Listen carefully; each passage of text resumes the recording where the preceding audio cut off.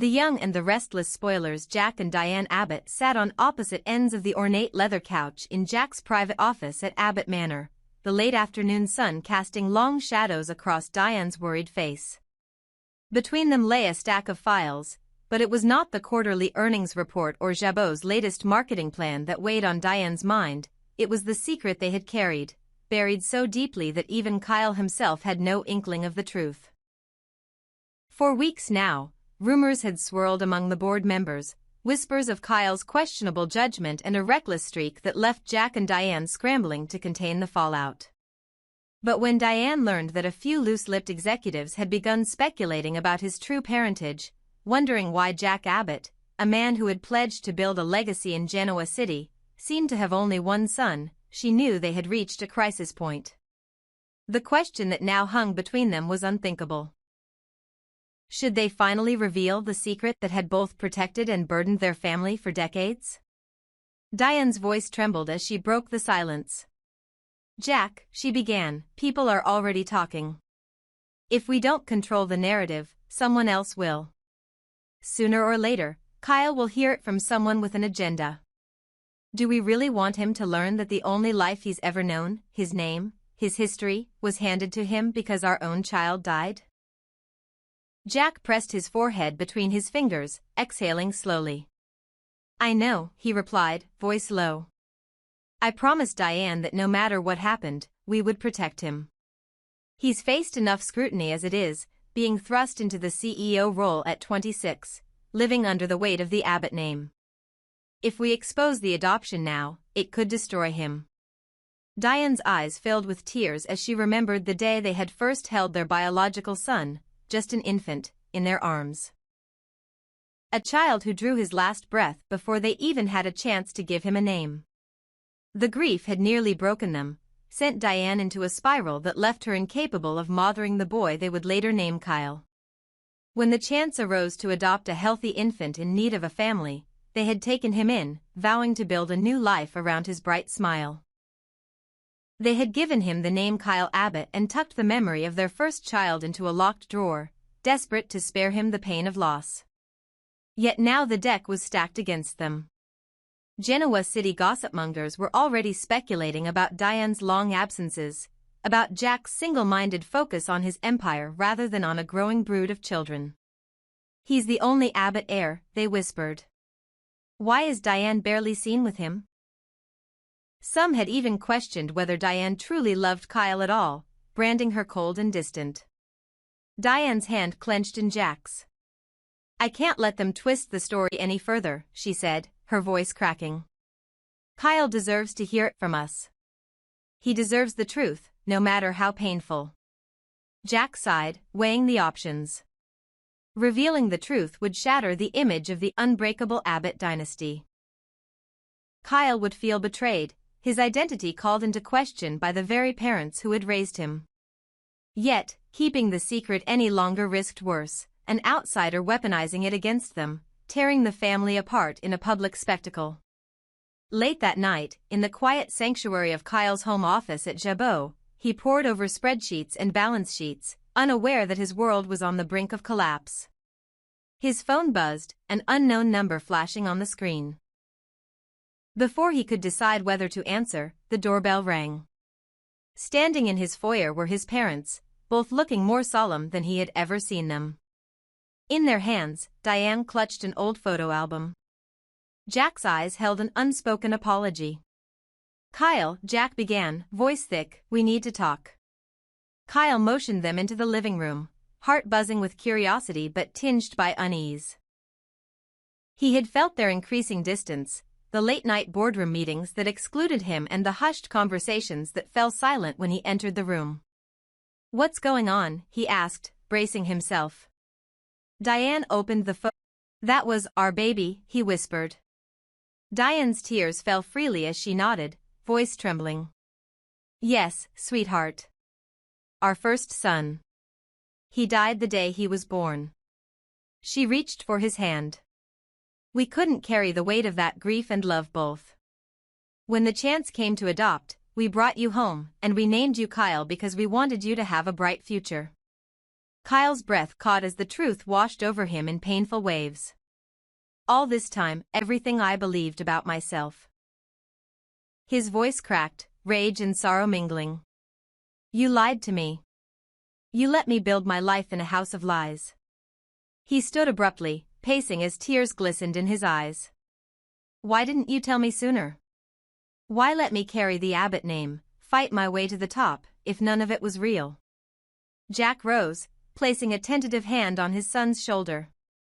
We wanted to protect you. We thought we were giving you a gift, a chance to live without the shadow of that loss. But it was our grief, Kyle, not yours to bear. Kyle shook him off. You stole my history, he spat.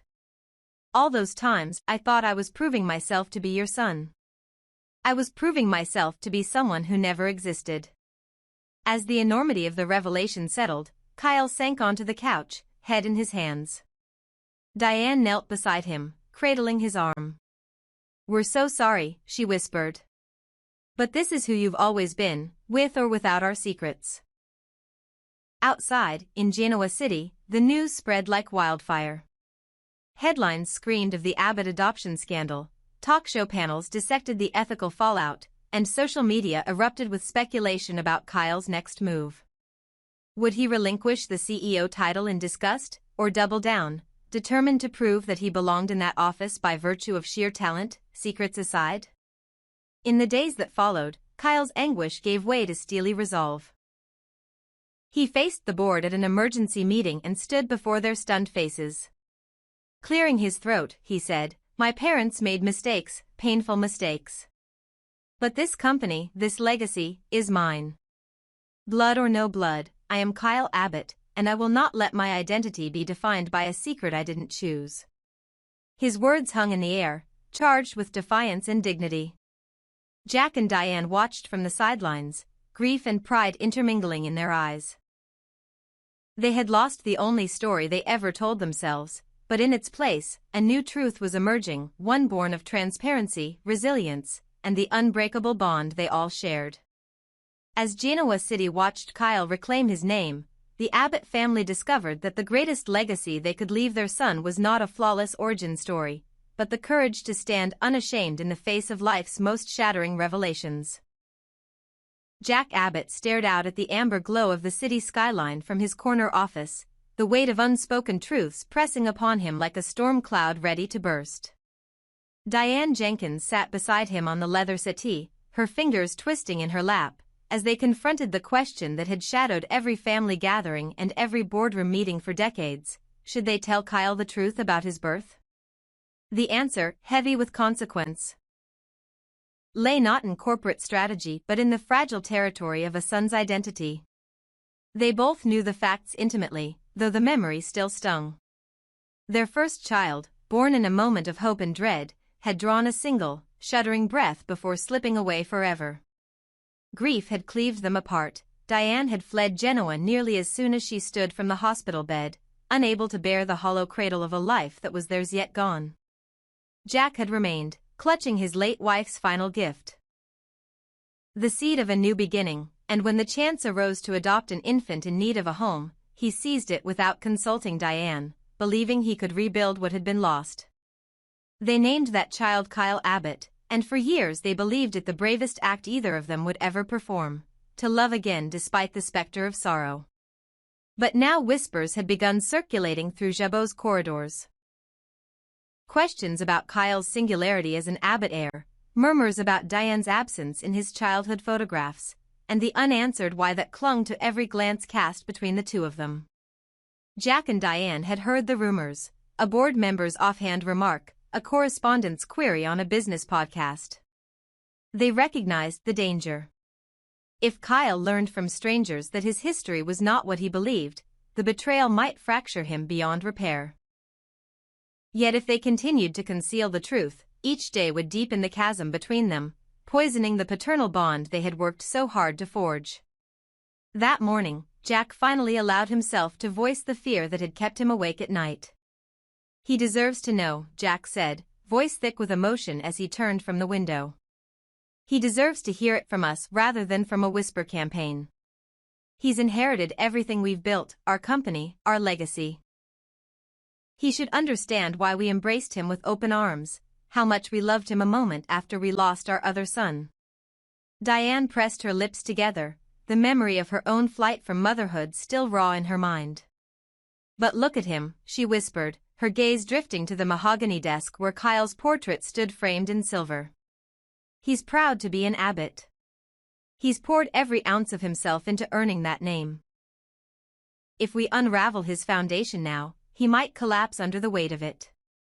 He might decide he doesn't belong at all. Jack sank onto the couch beside her, the ache in his chest mirroring Diane's.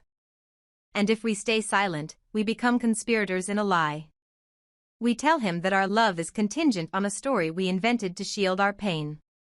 How could we ask him to trust us after that?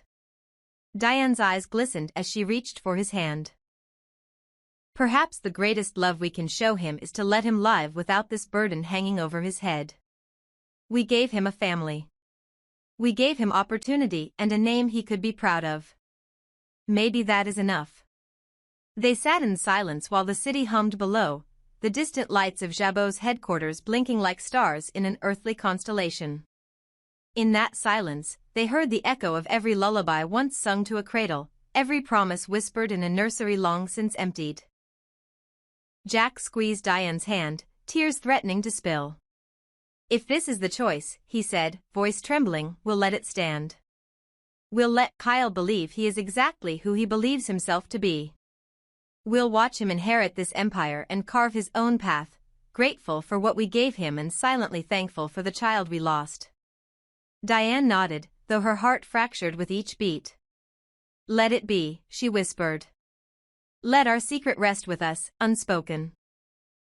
And so they resolved to remain silent, to carry the secret alone as they had for so many years, believing that love sometimes means bearing the heaviest truths in solitude rather than shattering the world you built together.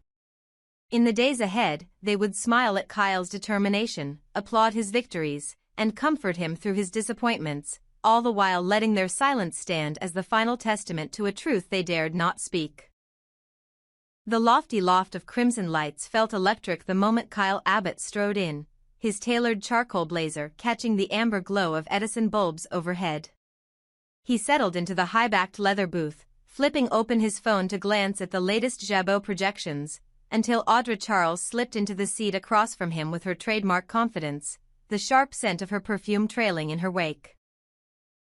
Don't tell me you've come to tremble at the thought of competition, Audra teased, her voice smooth as polished marble.